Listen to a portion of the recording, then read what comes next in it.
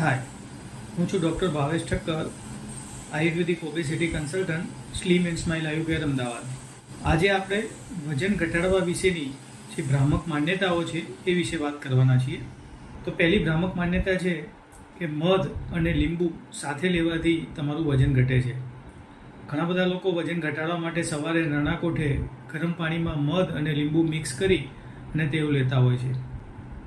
આયુર્વેદ પ્રમાણે મધને જ્યારે ગરમ કરવામાં આવે અથવા ગરમ પાણીની અંદર મિક્સ કરવામાં આવે અથવા કોઈપણ ગરમ વસ્તુમાં મધને જ્યારે મિક્સ કરવામાં આવે ત્યારે તે ઝેર સમાન થઈ જાય છે.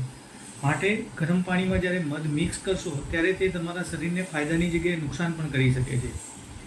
આ સિવાય આયુર્વેદ પ્રમાણે મધ વજન ઘટાડવા માટે ઉપયોગી છે, પણ તે 2 વર્ષ જૂનું હોય તો જ. નવું મધ હંમેશા વજન વધારે છે. માટે જો તમારે વજન ઘટાડવા માટે મધનો ઉપયોગ કરવો હોય તો ઓછામાં ઓછું 2 વર્ષ જૂનું હોવું જોઈએ અને તેનો ઠંડા પાણીમાં એટલે કે નોર્મલ પાણીમાં લીંબુ સાથે મિક્સ કરી અને નરણા કોઠે લો તો ફાયદો કરી શકે છે. આ સિવાય અત્યારે બજારમાં જે મધ મળે છે એમાં મોટા ભાગે સુગર મિક્સ આવે છે. આથી જો આવું મધ તમે લેશો તો જૂનું હશે તો પણ એની અંદર સુગર મિક્સ હશે તો તમારું વજન વધારી શકે છે. માટે જો વજન ઘટાડવા માટે તમારે મધનો ઉપયોગ કરવો હોય તો તે એક ઓરિજિનલ હોવું જોઈએ. બીજું, તેને ગરમ પાણીમાં નથી લેવાનું. અને ત્રીજું, તે 2 વર્ષ અથવા એથી વધારે જૂનું હોવું જોઈએ. બીજી ભ્રામક માન્યતા છે કે વજન ઘટાડવા માટે સનફ્લાવર તેલનો ઉપયોગ કરવાનો, કપાસિયા તેલનો ઉપયોગ કરવાનો, રિફાઇન્ડ તેલનો ઉપયોગ કરવાનો. તો આ બધા જે તેલ છે, જે રિફાઇન્ડ ઓઇલ છે, તે તમારા શરીરમાં ફાયદાની જગ્યાએ નુકસાન કરી શકે છે. તે તમારું વજન ઘટાડવાના બદલે વધારી પણ શકે છે. કોઈપણ તેલને રિફાઇન કરવા માટે તેને 400 ડિગ્રી સેન્ટીગ્રેડ જેટલા તાપમાને ગરમ કરવામાં આવે છે. આથી કોઈપણ તેલને જ્યારે આટલા ઊંચા તાપમાને ગરમ કરવામાં આવે ત્યારે તેનું કેમિકલ સ્ટ્રક્ચર ચેન્જ થઈ જાય છે. તેમાં ટ્રાન્સ ફેટ ઉત્પન્ન થાય છે અને આ ટ્રાન્સ ફેટ શરીરમાં જઈ નાના મોટા ઇન્ફ્લામેશન કરે છે અને તમારું વજન વધારી શકે છે.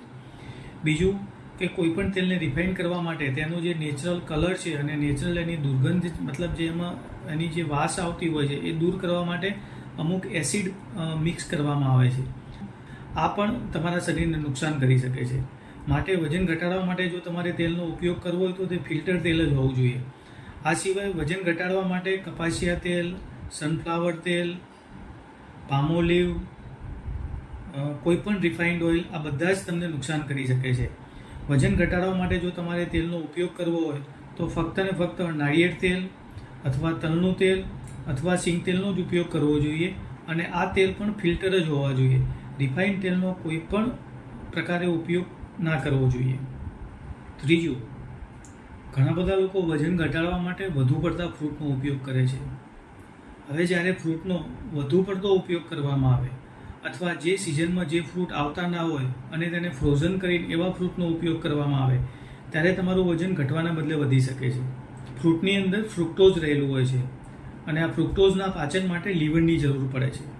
માટે જે લોકોનું લીવર ફંક્શન વીક છે, જેને ફેટી લીવર છે, એવો જ્યારે વધુ પડતા ફ્રૂટનો ઉપયોગ કરે છે ત્યારે તેમનું ફેટી લીવરનો પ્રોબ્લેમ પણ વધી શકે છે અને એમનું વજન પણ વધી શકે છે.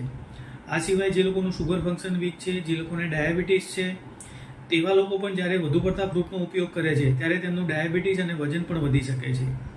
જે લોકોને ઊંઘનો પ્રોબ્લેમ હોય તે લોકોએ રાત્રે ફ્રૂટનો કોઈપણ પ્રકારે ઉપયોગ ના કરવો જોઈએ.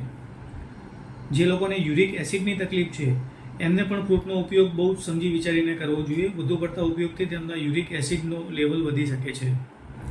માટે વજન ઘટાડવા માટે જો તમારે ફ્રૂટનો ઉપયોગ કરવો હોય તો જે સિઝનમાં જે ફ્રૂટ આવતા હોય એનો યોગ્ય પ્રમાણમાં ઉપયોગ કરવો જોઈએ. આખો દિવસ ફ્રૂટ ઉપર રહેવાનું, એકલા ફ્રૂટ જ્યુસ ઉપર રહેવાનું, વધુ પડતા ફ્રૂટનો ઉપયોગ કરવાનો ટાળવો જોઈએ. ચોથું, ઘણા બધા લોકો વજન ઘટાડવા માટે ઘી તેલનો ઉપયોગ બિલકુલ બંધ કરી દે છે. તેઓ જમવામાં બિલકુલ કોરું ખાતા હોય છે, રોટલી પણ કોરી લેતા હોય છે અને તેલનો બહુ જ ઓછા પ્રમાણમાં ઉપયોગ કરતા હોય છે. જો તમારું સ્ટ્રેસ ફંક્શન વીક છે, તમારું થાઇરોઇડ ફંક્શન વીક છે, તમારું શુગર ફંક્શન વીક છે, તો એની અંદર જ્યારે તમે તમારા ખોરાકમાં ઘી તેલનો ઉપયોગ ઓછો કરો છો અથવા બંધ કરો છો તો તમારું વજન ઘટવાના બદલે વધી શકે છે. જ્યારે તમે ખોરાકમાં ઘી તેલનો ઉપયોગ ઓછો કરો છો ત્યારે ઓટોમેટિક તમારા ખોરાકમાં કાર્બોહાઈડ્રેટનું પ્રમાણ વધી જાય છે. જ્યારે ખોરાકમાં કાર્બોહાઈડ્રેટનું પ્રમાણ વધે ત્યારે તમારું શુગર ફંક્શન વીક હોય તો એ વધારે વીક થઈ, જો તમારું નોર્મલ છે તો એ વીક થઈ અને તમારું વજન વધી શકે છે. અને ડાયાબિટીસ થવાની શક્યતાઓ વધી શકે છે. આ સિવાય ઘી અને તેલમાં જે એસેન્શિયલ ફેટી એસિડ છે, જે સારી ચરબી છે, એ રહેલી હોય છે અને શરીર માટે પણ જરૂરી છે. જો તમે ખાવા પીવામાં ઘી તેલનો ઉપયોગ બંધ કરી દો છો તો ફેટ સોલ્યુબલ વિટામિન છે એની પણ ડેફિશિયન્સી થાય છે અને બોડીમાં ઘણા પ્રોબ્લેમ થઈ શકે છે. માટે વજન ઘટાડવા માટે ઘીનો ઉપયોગ ક્યારેય બંધ ના કરવો જોઈએ. તમે થોડા પ્રમાણમાં ચોખ્ખું ઘી લેવું જ જોઈએ અને તેલ પણ તમારે ફિલ્ટર તેલનો ઉપયોગ કરવો જ જોઈએ. ઘણા બધા લોકો વજન ઘટાડવા માટે વધુ પડતા ભૂખ્યા રહે છે. તો એમાં કેટલાક લોકોમાં વધુ પડતા ભૂખ્યા રહેવાથી તેમનું વજન ઘટવાના બદલે વધી શકે છે. જે લોકોનું સ્ટ્રેસ ફંક્શન વીક છે, જેઓની ઊંઘ પ્રોપર થતી નથી, જેઓ વધુ પડતા સ્ટ્રેસમાં રહે છે, જેઓનું થાઇરોઇડ ફંક્શન વીક છે, આવા લોકો જ્યારે વધુ પડતા ભૂખ્યા રહે ત્યારે તેમનો BMR બેઝલ મેટાબોલિક રેટ એટલે કે શરીરની ચરબી પચાવવાની ક્ષમતા વધુ પડતી ઘટી જાય. વધુ પડતા ભૂખ્યા ના રહેવું જોઈએ. થોડા પ્રમાણમાં થોડો ખોરાક લેવો જ જોઈએ.